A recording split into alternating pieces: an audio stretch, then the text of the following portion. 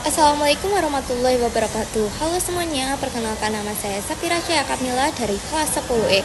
Kali ini kita akan membahas mengenai Kerajaan Ternate dan Tidore.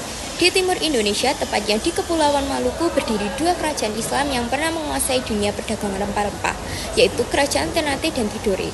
Dua kerajaan bersaudara ini bukan hanya kaya, tapi juga cerdas memainkan strategi politik di tengah gempuran bangsa Eropa. Sistem pemerintahan di kedua kerajaan ini berbentuk monarki Islam, dengan sultan menjadi pemimpin tertinggi. Bukan hanya urusan negara, tapi juga agama dan adat. Mereka dibantu para pejabat seperti Jogugu, Kapital Laut, dan para tetua adat yang tergabung dalam dewan yang disebut Bobato. Ternate dan Tidore kaya akan cengkeh yang waktu itu sangat berharga di Eropa. Inilah yang membuat bangsa asing seperti Portugis, Spanyol, hingga Belanda datang dan mulai ikut campur.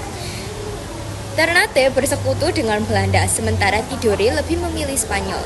Hubungan ini bukan tanpa konflik, karena siapa yang menguasai rempah, dialah yang menguasai dunia. Dalam kehidupan sosial, Ternate dan Tidore hidup dalam struktur adat yang kuat. Islam menjadi bagian penting dalam budaya mereka, yang terlihat dari masjid-masjid Mekah.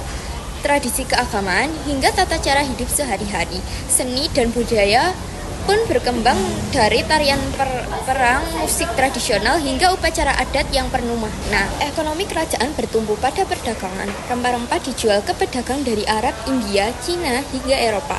Mereka juga memungut pajak dari daerah taklukan dan menjalin aliansi dagang demi memperkuat kekuasaan.